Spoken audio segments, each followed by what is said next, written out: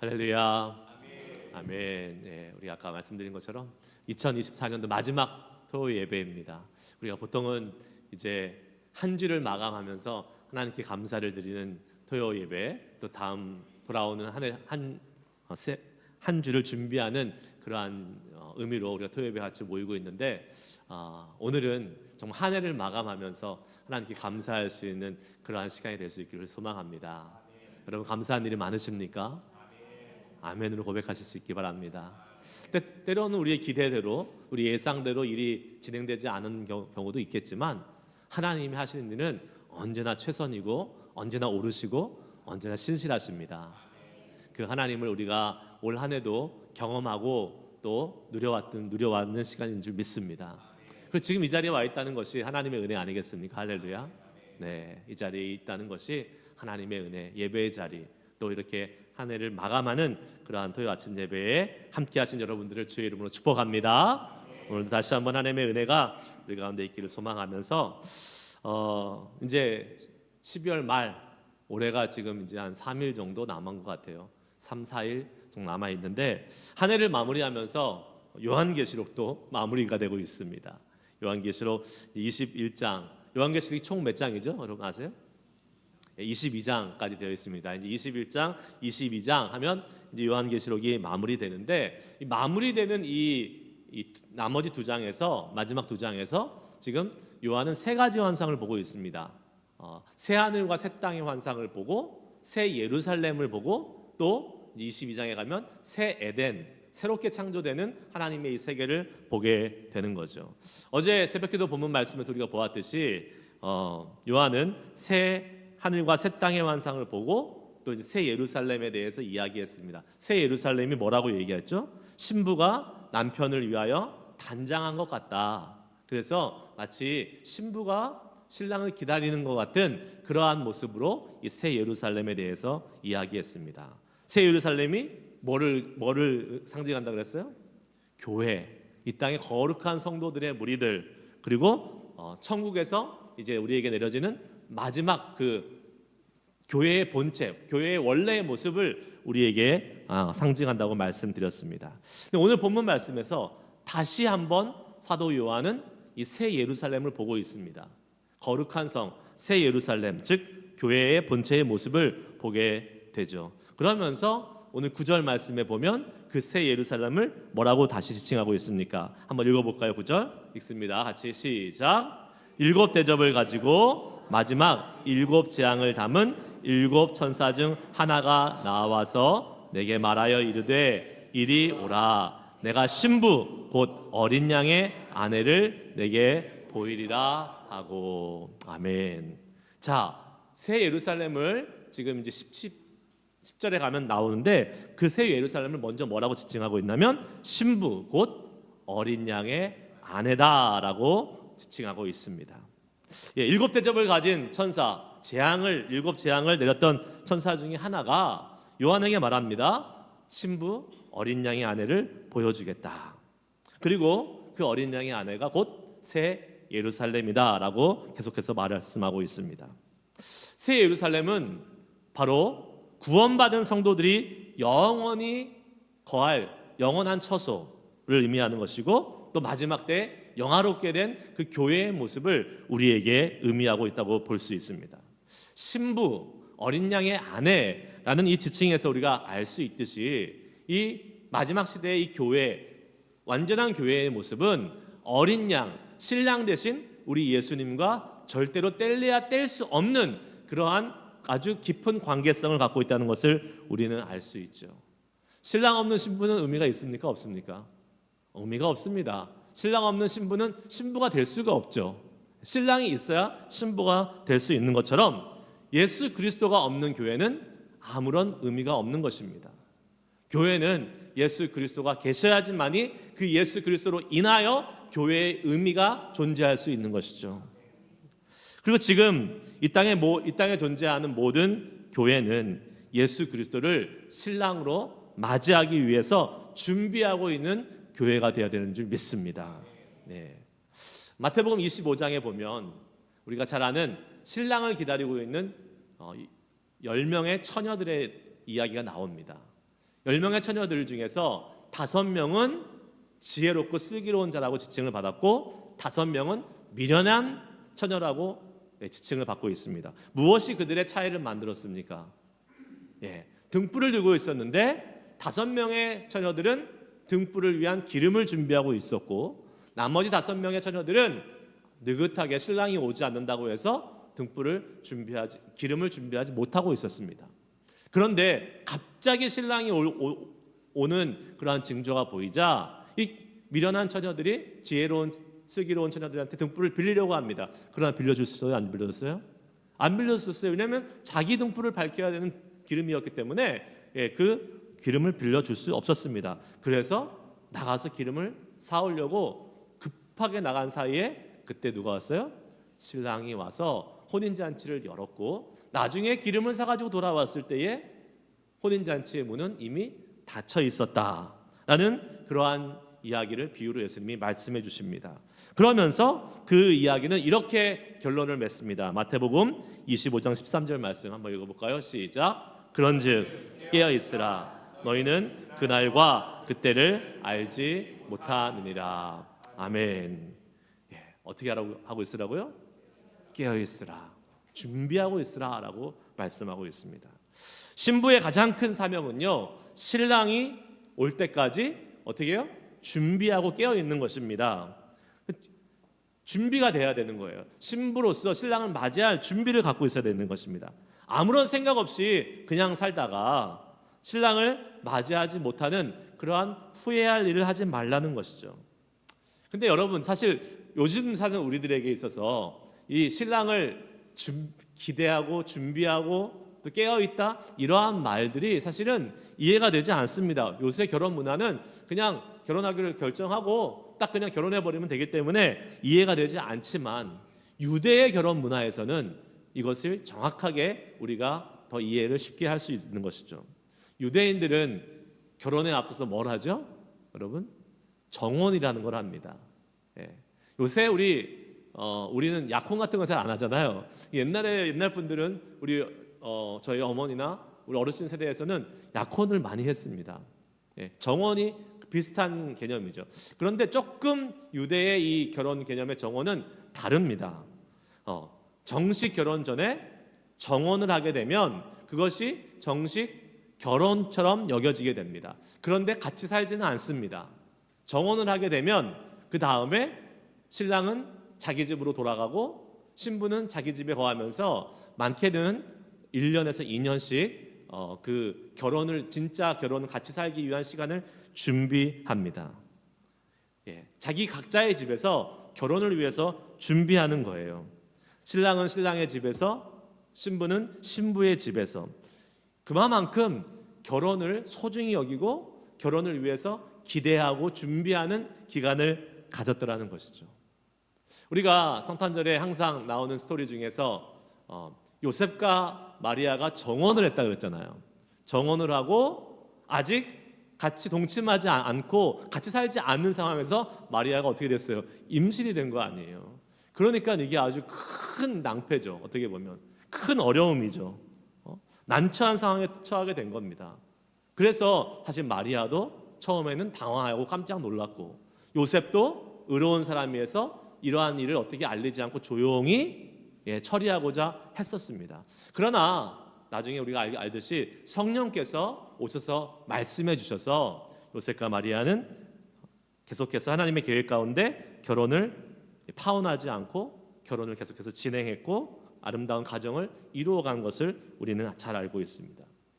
유대의 결혼에서는요, 약 1년 정도 그 결혼을 준비하는 기간이 있었다라는 거예요. 이때 이 결혼 생활을 잘 준비하고 또 이 맞이하는 그 사람들이 아름다운 결혼 생활 또 화목하고 은혜로운 결혼 생활을 이어갈 수 있다라는 것이죠. 여러분, 요새도 그런 거 없어졌어요. 여러분, 옛날에는 신부 수업이라는 게 있었습니다. 제가 어렸을 때도 기억나요. 제가 어렸을 때 막 결혼하시는 분들은 특히 이제 여자 측에서 신부 수업이라는 걸 하셨어요. 그래서 신부 수업할 때 필수 과정이 뭡니까? 요리 학원에 다닙니다. 요리 학원에 다녀서 요리 못 하시는 분들은 뭐 지금은 그런 거 없죠. 남자든 여자든 뭐 잘하는 사람이 하면 되는데, 예. 특히 이제 옛날 사고 방식에서는 여자 신부들이 요리하니까 요리 학원 다니고 또 결혼 생활에 필요한 여러 가지 예의 범절을 배우는 그러한 신부 수업이라는 게 있었습니다. 저는요, 이 땅을 살아가는 지금 시대의 교회는 바로 이 신부 수업을 하고 있는 신부와 같다라고 생각합니다. 앞으로 신랑으로 우리에게 다시 오실 예수님을 기다리고 잘 준비하면서 우리는 신부 수업을 하고 있는 거예요. 신부 수업을 잘하면 결혼해서 어떻게 합니까? 행복하게 살 수 있는 거예요. 그런데 신부 수업 잘 못하면 결혼 생활 이제 험난합니다. 쉽지 않습니다. 여러분, 우리는 신랑 되신 예수님을 맞이할 준비가 되어 있습니까? 이런 때 아멘 크게 나와야 되는데 준비되어 있어요, 여러분? 예. 미련한 다섯 처녀처럼 아직 신랑 예수님이 오시지 않는다고 해서 예수님 지금 뭐 오실 조짐도 안 보이는데, 그렇게 해서 그냥 아무 준비 없이 느긋하게 맘 놓고 있다가 정말 예수님 오셨을 때 당황해서 막 부랴부랴 준비하면 그때는 늦습니다. 혼인잔치에 들어가지 못할 수도 있다라는 거예요. 그러한 안타까운 사람들이 한 분도 없기를 주의 이름으로 축복합니다. 네. 늘 깨어서 준비하고 신랑 되신 예수님이 오심을 맞이할 수 있는 우리 모두가 되어야 될 줄 믿습니다. 10절 말씀 계속해서 한번 읽어보겠습니다. 읽습니다. 시작. 하나님께로부터 하늘에서 내려오는 거룩한 성 예루살렘을 보이니. 아멘. 요한은요, 성령으로 이끄심을 받아 어디로 지금 올라갑니까? 높은 산으로 올라간다라고 말하고 있습니다. 거기서 하나님께로부터 하늘로서 내려오는 거룩한 성 예루살렘을 보았다라고 오늘 말씀 이야기하고 있어요. 여기 보면 높은 산에 성령에 이끌려 올라가서 뭘 봐요?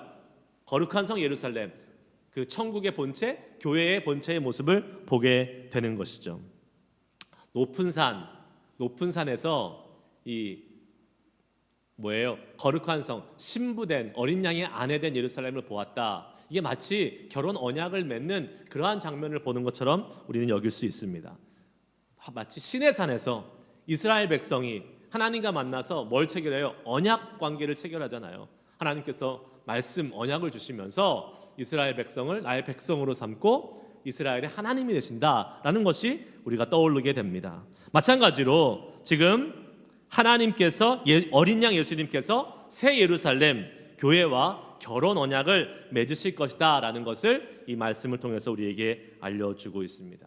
우리는 여기서요 10절 말씀 다시 띄워주세요. 계속해서 어떤 이야기가 나옵니까? 거룩한 성 예루살렘이 어디서부터 나와요? 하나님께로부터 하늘에서 내려온다라고 말씀이 전하고 있습니다. 새 예루살렘 즉 교회가 하나님으로부터 하늘에서 내려온다는 것은 무엇을 뜻합니까? 교회가 전적으로 하나님에 의해서 만들어지고 하나님에 의해서 세워지고 전적으로 하나님의 주권 가운데 있다는 것을 우리에게 말씀해 주고 있는 것이죠. 어저께 우리 새벽기도 시간에도 살펴보았습니다. 2절 말씀 한번 보세요. 다시 한번 똑같은 내용이 반복됩니다. 읽습니다. 시작. 또 내가 보매 거룩한 성 새 예루살렘이 하나님께로부터 하늘에서 내려오니 그 준비한 것이 신부가 남편을 위하여 단장한 것 같더라. 아멘.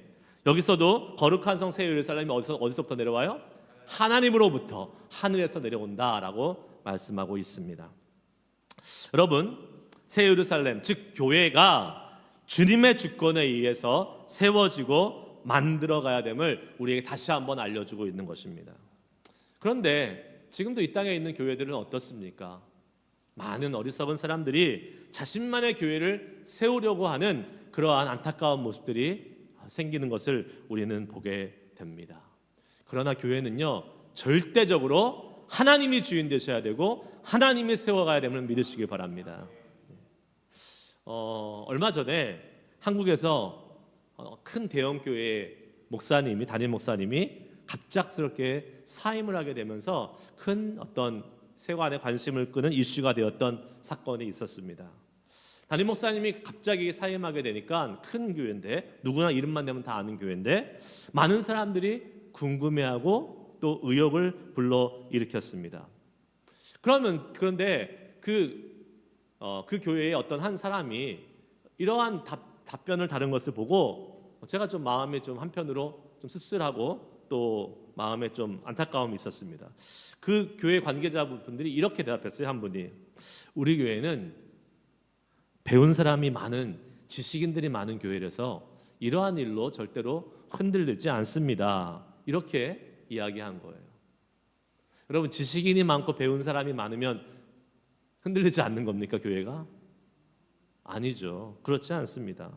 네, 교회에 위기가 있을 때에 그것을 잘 극복하는 것은 반드시 필요한 일입니다. 그러나 그렇게 할 수 있는 능력이 사람에서 나오는 것이 아니라 하나님께로부터 나와야 됨을 믿습니다.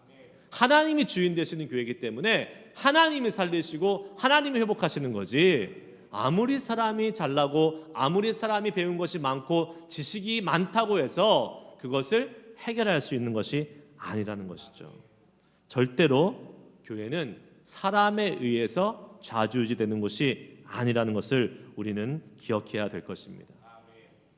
또 우리가 쉽게 착각할 수 있는 것이 하나가 교회가 재정이 풍족해서 재정으로 또 움직일 수 있다고 생각하는 그러한 면입니다. 여러분 물론 재정이 풍족하면 교회의 사역은 편안하고 또 편리하게 진행될 수 있는 그러한 면이 있을 수는 있습니다. 하지만 돈이 교회의 사역의 중심이 될 수는 없는 것이죠.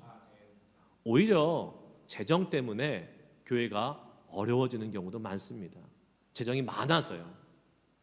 오히려 재정이 없을 때는 좀 힘들고 어렵지만 그래도 하나님을 향해서 기도하며 나아갔는데 재정이 많아지니까 그 많아진 재정 때문에 서로 다투고 싸우는 일들이 벌어지는 경우가 얼마나 많은지 모릅니다. 제가 예전에 섬기던 교회에서 어떤 분이 그렇게 얘기를 하는 것을 들었어요. 교회가 부흥하고 재정이 많아지니까 이제는 뭐든지 다 돈으로 해결하려고 하는 그런 마음이 생겼어요, 교회에. 그러니까 교회의 은혜가 점점점 약해지는 것 같아요. 이렇게 고백하는 것을 들었습니다. 그러면서 그 이유가 뭐냐면 예전에는 어려울 때 성도들이 함께 같이 몸으로 봉사하고 교회 일을 막 감당했는데 지금은 이제 무조건 돈으로 다 해결하려고 하니까 교회가 돈으로 움직이는 것 같아서 너무 안타까워요. 이렇게 이야기하는 것을 들었습니다. 여러분, 우리는 반드시 기억해야 됩니다. 교회는 절대적으로 하나님이 주인이시고 하나님이 만들어 가시는 곳입니다. 하나님의 주권 가운데 교회가 세워져야 되는 것을 믿으시기 바랍니다. 사람도 아닙니다. 재정도 아닙니다. 오직 하나님이 주인 되시는 곳이 교회인 줄 믿습니다. 우리 교회의 주권이 우리 주님께 있음을 믿고 인정할 때 어떤 일이 벌어질까요? 우리는 그 주님을 더 신실하게 의지하고 믿게 됩니다. 네. 사람을 의지하는 것이 아니라 돈을 의지하는 것이 아니라 주님을 의지하고 주님을 신뢰하는 교회가 되는 줄 믿습니다. 그래서 여러분 교회는요 정말 주님을 의지하고 더 이상 주님을 인정하고 더 주님께 나아가는 교회가 되어야 돼요. 그렇지 않으면 교회는 교회의 모습을 상실하게 됩니다. 주님을 의지하지 않는 교회, 사람을 의지하는 교회, 재정을 의지하는 교회, 더 이상 주님의 교회가 아닌 것이죠. 그럼 그런 면에서 우리 교회는 어떻습니까? 우리 교회 재정이 풍족한 교회예요? 아닙니다. 물론 하나님 은혜를 주셔서 매해 나아지고는 있지만 아직도 우리 교회의 재정이 풍족하지는 않습니다. 우리도 연약한 교회예요. 사람이 많습니까? 일꾼이 많습니까? 아닙니다. 항상 일꾼을 세울 때 부족합니다. 그러나 부족하기 때문에 저는 오히려 더 감사합니다. 왜 그럴까요? 사람을 의지하지 않고 재정을 의지하지 않고 않는 것이 아니라 할 수 없는 거죠. 그래서 어떻게 해요? 더 하나님을 의지할 수 있음에 감사할 수 있습니다. 더 하나님이 주권적으로 나타나셔서 주인이 되셔서 우리 교회를 통해서 일하시는 모습이 나타날 수 있음에 감사할 수 있길 바랍니다. 그것이 은혜예요. 그래서 여러분 우리의 부족함과 연약함을 우리가 불평하거나 푸념하지 말고 오히려 더 주님을 신뢰하고 의지할 수 있는 좋은 계기로 삼고 주님께 감사하며 또 주님의 하시기를 기대하며 나아갈 수 있는 우리 모두가 될 수 있기를 주의 이름으로 축복합니다. 11절 말씀 보겠습니다. 같이 읽습니다. 시작. 하나님의 영광이 있어 그 성의 빛이 지극히 귀한 보석 같고 벽옥과 수정같이 맑더라. 아멘. 요한은 지금 새 예루살렘 주님의 교회에서 뭘 봐요? 하나님의 영광, 그리고 거기서 하나님의 영광의 빛을 보게 됩니다. 그 빛이 너무 맑아서요 보석과 같이 빛난다라고 이야기하고 있습니다. 그렇죠. 그럴 수밖에 없습니다. 왜요? 교회에는 하나님의 주인 되시고 하나님의 영광의 빛이 나타나기 때문에 그렇습니다. 성경은 하나님의 이 빛이 우리 하나님의 고유의 속성이라고 말씀하고 있어요. 요한일서 1장 5절 말씀 한번 읽어보겠습니다. 읽습니다. 시작. 곧 하나님은 빛이시라. 아멘. 하나님은 무엇이라고요? 빛이십니다. 빛이시기 때문에, 하나님이 빛이시기 때문에 하나님이 주인 되신 새 예루살렘 교회는 그분의 영광의 빛이 빛나게 되어 있습니다. 할렐루야. 할렐루야. 네. 그리고 그 영광의 빛은 교회를 통해서 나타나지만 그 교회를 통해서 나타나는 것은 또 무엇입니까? 교회에 속한 우리 성도들을 통해서 그 영광의 빛이 나타난다는 것을 의미하는 것이죠. 성경은 우리에게 말씀하잖아요. 요한복음 5장 14절에서 너희는 세상에 뭐라?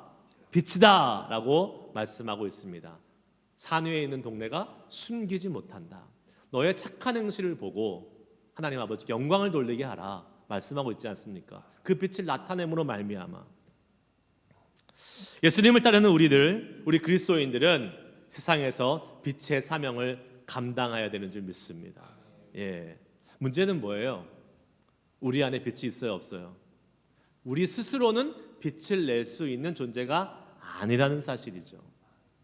우리 안에 계신 예수 그리스도가 밝게 빛나야지만이 우리는 빛을 나타낼 수 있는 존재가 된다라는 거예요. 내가 아무리 선하게 살고 내가 아무리 착하게 살려고 해도 그것으로는 온전한 빛이 나타날 수 없습니다. 여러분, 우리의 기분에 따라서 항상 바뀌잖아요. 어쩔 때는 친절하고 나이스하게 했다가도 내 기분이 틀어지면 또 막 날카롭고 막 뾰족하게 대하는 것이 우리의 모습들 아니겠습니까? 우리 스스로의 힘으로는 절대로 이 빛을 나타낼 수 없어요. 그래서 우리에게 필요한 것이 뭐예요? 빛 대신 하나님의 그 빛을 계속 우리 가운데 많이 채우고 얻는 것입니다.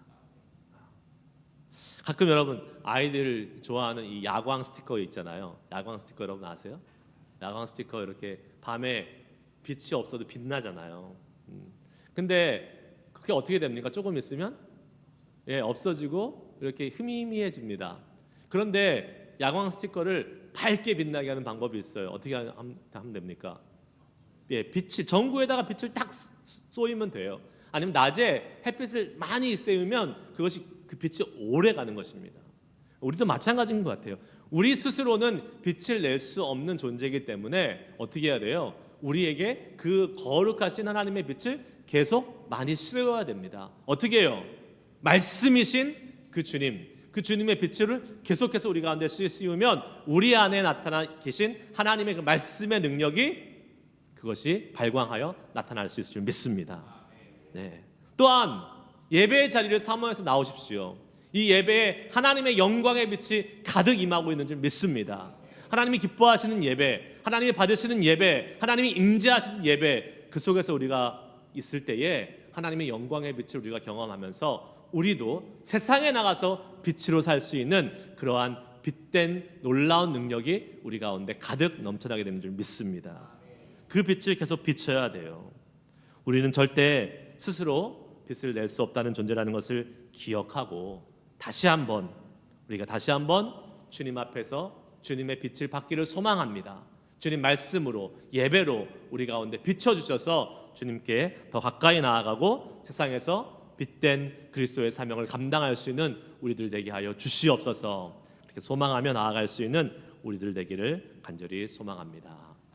예, 이제 12절부터 마지막 21절까지 오늘 본문 말씀 마지막 21절까지는 그 새 예루살렘이 어떠한 모습인지를 구체적으로 나타내 주고 있어요. 뭐 예를 들면 가장 많이 반복되는 것이 뭐냐면 그 숫자 12라는 것이 계속 반복됩니다. 12. 예, 동서남북에 각 면에 3개의 문식이 있어서 문이 몇 개요? 12개, 10이고 또 지파 12지파의 이름이 그 문 위에 새겨져 있고 또 기초석에는 뭐가 있습니까? 12사도의 이름이 새겨져 있고 계속해서 이 10이라는 숫자가 나오고 있어요. 또 계속해서 또 12가 반복되는데 어떠한 의미로 반복되느냐? 성의 너비가 12,000 스타디온 12,000은 12 곱하기 1000입니다. 그래서 스타디온이라는 개념이 익숙하지 않지만 이 로마 시대의 길이의 측정 단위인데 180m 정도가 돼요. 그래서 12,000 스타디온은 2,000킬로가 넘는 어마어마한 크기의 그러한 성을 의미하고 있습니다. 여러분 2,000킬로가 넘는 성이 존재할까요? 이 세상에? 존재할 수가 없죠. 네, 그것은 무엇입니까? 그만큼 하나님의 영광의 위대함과 광대함과 웅장함을 표현해주고 있는 거예요. 마지막 때 교회의 본체로 우리 가운데 임하는 이 새 예루살렘의 성은 지성소에서의 하나님의 영광이 가득한 것처럼 그 주님의 영광이 세상의 것으로는 비교할 수 없는 놀라운 것으로 나타나는 것을 의미합니다. 성곽의 두께도요 144규빗. 이건 뭘까요? 12 곱하기 10이에요. 결국은 이 10이라는 완전한 숫자로 이 교회의 마지막 모습이 우리에게 나타난다는 것을 의미하는 것이죠. 그러면서 맨 마지막에는 이 교회의 기초석들을 이루고 있는 것을 이야기하고 있는데 수많은 보석들을 열거하고 있습니다. 교회의 기초석, 교회의 기초석들 12개의 기초석들을 무엇을 의미할까요? 바로 우리 성도들을 의미합니다. 교회를 세우고 교회를 같이 함께 섬기고 나아가고 있는 성도들이 뭐라고요? 보석이라는 거예요. 하나님의 눈에는 우리 성도들이 주님을 위해서 교회를 세워가는 그 모습들이 너무나도 아름답고 너무나도 소중한 보석과 같다라고 주님의 눈에 비춰주고 있음을 우리에게 말씀해주고 있는 것입니다. 여러분, 교회를 이루고 있는 우리들은요 주님 앞에 보배롭고 존귀한 자들입니다. 할렐루야, 아멘. 네. 때로는 연약한 부분도 있죠. 때로는 형제들과 자매들의 모습 속에서 우리가 실망하는 부분들이 있습니다. 그러나 하나님의 눈에는 하나같이 소중한 보석과 같은 보배로운 존재임을 믿으시기 바랍니다. 그리고 우리는요 세상에서 자부심을 가지고 당당하게 살아가야 돼요. 우리는 비록 세상에서 연약한 모습도 있고 또 그렇게 막 내세울 것도 없지만 적어도 하나님 앞에서는 우리는 보석과 같은 보배로운 존재임을 믿고 하나님, 우리가 세상에서 담대하게 살아갈 수 있는 믿음의 사람들로 우리를 이끌어 주시옵소서 라고 이렇게 살아갈 수 있는 우리 모두가 될 수 있기를 축복합니다. 마지막 때에 하늘로부터 내려오는 새 예루살렘은 천국에 있는 교회의 본체입니다. 그리고 우리도 그 새 예루살렘을 믿음의 눈으로 바라보면서 살아갈 수 있기를 축복합니다. 세상에 있는 교회는요, 이 땅에 있는 교회는요 연약한 모습이 있어요. 부족한 모습이 있어요. 때로는 실망스러운 부분도 있습니다. 그러나 이 세상에 있는 교회가 전부 다가 아니라 마지막 때에 하나님이 우리에게 회복해 주실 그 영원하신 천국, 그 거룩한 새 예루살렘, 그 교회는 완전하시고 영원한 하나님의 그 놀라운 은혜가 있는 그러한 교회가 되는 줄 믿습니다. 또한 우리 각자가 바로 걸어다니는 교회 아니겠습니까? 우리 이 땅에 지어진 이 교회들, 또 우리 실리콘밸리 장로교회 교회, 또 여러분 각자 한 사람 한 사람이 비록 우리는 연약하고 작지만 우리는 적어도 앞으로 오실 그 거룩한 예루살렘 성을 바라보면서 그 주님의 완전하심, 거룩하심을 닮아가는 교회로 살아가야 될 줄 믿습니다. 그래서 우리와 우리 교회를 통해서 영광의 빛이 더욱 세상에 강하게 빛나고 하나님의 완전하심을 세상에 나타내는 교회로 더욱더 든든히 서갈 수 있기를 주의 이름으로 축복합니다. 우리 한번 찬양하시고 기도하겠습니다. 마지막 불렀던 성도의 노래, 이 마지막 때에 우리가 어려움도 겪고 힘든 일도 있겠지만 하나님 새 예루살렘을 아까 주실 주님을 기대하면서 우리가 소망하면서 주님 앞에 나아가겠습니다. 우리를 완전하고 거룩하게 하시고 주님 우리의 부족함을 변하여 하나님 아버지 새롭게 주님의 그 위대하심을 경험케 하실 하나님을 찬양하고 기대하겠습니다. 우리 그러한 마음으로 오늘 말씀 기억하면서 함께 찬양하고 기도하도록 하겠습니다.